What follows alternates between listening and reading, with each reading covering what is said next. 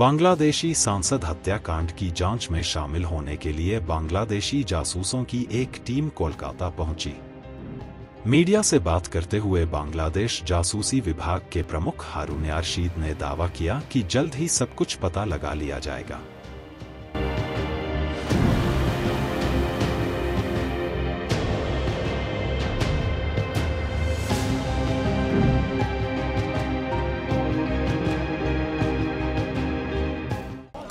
আপনাদের দেশে পশ্চিমবঙ্গে আমরা মাত্র নামলাম। আপনারা জানেন যে ক্রিমিনাল অ্যাক্টের ৩ এবং আমাদের যে এক্সট্রা টেরিটোরিয়াল অফেন্স বলে একটি কথা আছে, অর্থাৎ কোনো ব্যক্তি যদি বাংলাদেশের বাহিরেই নিজ দেশের বাহিরে কোনো অপরাধটা করে, বাহিরে গিয়ে অপরাধ করলো, যদি নিজ দেশে যদি সে অপরাধটা করে তার যেমন আমরা তদন্ত করে বিচার কার্যের সম্মুখীন করতে পারি, তেমনি কিন্তু এক্সট্রা জুডিশিয়াল অফেন্সের এক্সট্রা টেরিটোরিয়াল অফেন্সের ক্ষেত্রে আমরা কিন্তু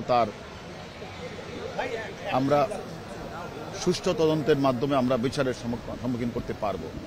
আর আপনারা জানেন আসলে আমাদের দেশের বাংলাদেশের একজন জনপ্রিয় সাংসদ আনোয়ারুল আজিম আনাস সাহেব, তাকে নৃশংসভাবে হত্যা করে গুম করার উদ্দেশ্যে পৈশাচিকভাবে তাকে টুকরা টুকরা করে তাকে দেশের মাটিতে কোথাও ফেলে দেওয়া হয়েছে। আপনারা জানেন এটার যে মাস্টার মাইন্ড, মদতদাতা এবং এটার যে বেনিফিশিয়ারি এবং এটার যে এক্সিকিউশনের যে টিমের যে প্রধান, তারা সকলেই কিন্তু বাংলাদেশে। যেহেতু ওরা বাংলাদেশে এবং আপনারা জানেন আমরা বাংলাদেশেও একটি মামলা রুজু হয়েছে, 364 দ্বারা একটি মামলা রুজু হয়েছে অপহরণ। এখন এই ক্রাইমটা কিন্তু এক দেশে বাংলাদেশে তার প্ল্যান হয়েছে, প্ল্যান অনুযায়ী সে এখানে এসে পশ্চিমবঙ্গে কলকাতায় এসে সে প্ল্যানটা বাস্তবায়ন করেছে, অর্থাৎ তাকে হত্যা করে লাশ গুম করার জন্য তার অংশবিশেষ বিভিন্ন জায়গায় ফেলে দেওয়া হয়েছে। এখন আমাদের মূল কাজটা হচ্ছে ক্রিমিনাল প্রসিডিউর অনুযায়ী অপরাধের যেখান থেকে শুরু হয় এবং সেখান শেষ হয়, সেই হিসাবে তদন্তকারী দলকে দুটি স্থানেই পরিদর্শন করতে হয়।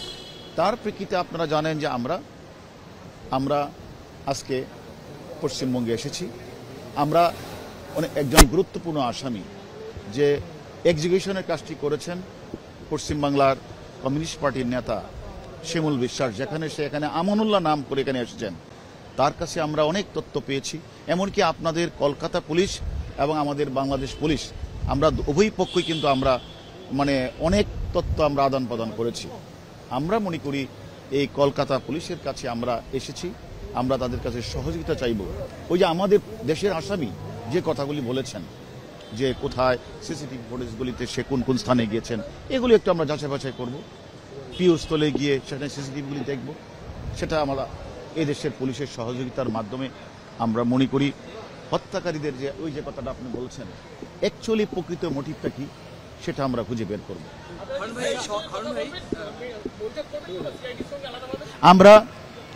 আমরা যথাযথ কর্তৃপক্ষের মাধ্যমে তাদের সাথে আমাদের যোগাযোগ হচ্ছে। আমরা তাদের সাথে, যেহেতু এখানকার পুলিশ আপনারা জানেন 3 দিন যাবৎ বাংলাদেশে আমাদের আসামির সাথে তারা একেবারে সামনাসামনি কথা বলেছে। আমরাও কলকাতা পুলিশ, বিশেষ করে সিআইডির কাছে আমরা অনুমতি চাইব যে আমরাও তার সাথে কথা বললে হয়তোবা ওই আসামি যে তথ্যগুলি আমাদেরকে দিয়েছে সেই তথ্যগুলি যাচাই বাছাই করা এবং হত্যাকাণ্ডে ব্যবহৃত বিভিন্ন স্থানগুলি যে কথা বলেছে সেগুলি আমরা তাদের সহযোগিতায় স্থানগুলি পরিদর্শন করব। এবং আপনারা জানেন তার লাশ এখনো আমার জানা মতে এখনো উদ্ধার হয় নাই। এখন আমরা ওনাদেরকে কোনোভাবে তাদের সাথে থেকে আমরা পুরো লাশ অথবা অংশবিশেষ আমরা উদ্ধার করতে পারি কিনা আমরা তাদের কাজে সহযোগিতা করার চেষ্টা করব। না, আপনারা এটা জানেন যে এখানে আখতারুজ্জামান সে তো আসলে এখানে সে তো মাস্টার মাইন্ড, পরিকল্পনাকারী, বেনিফিশিয়ারি,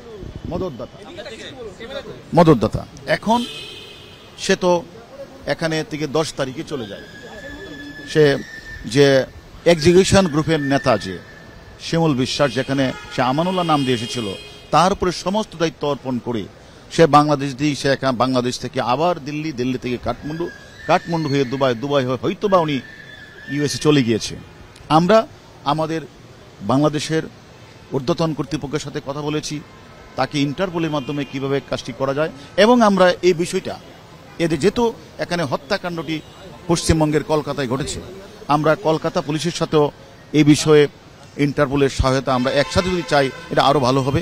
সেই জন্য আমরা কলকাতা পুলিশের সাথে এই বিষয়ে কথা বলবো। ভাই 3 দিনও বডি পাওয়া গেল না, আপনারা 3 জনকে ইন্টারোগেশন করেছেন, তারা কি বলেছে? মানে এখান থেকে মিসগাইড করা হচ্ছে, জিহাদকে নিয়ে ঘুরে দেখানো হচ্ছে যে কোথায় কোথায় হচ্ছে। আপনারা ইন্টারোগেশনে কিছু পেয়েছে যে কোথায় ফেলা? আসলে দেখেন, যেহেতু মানে তাকে হত্যা করে গুম করার উদ্দেশ্যে পৈশাচিকভাবে কুচি কুচি করে লাশটা কোথাও না কোথাও ফেলে দেওয়া হয়েছে, এটা আমরা জানি, আমরা ওইখান থেকে এটা দেখেছি।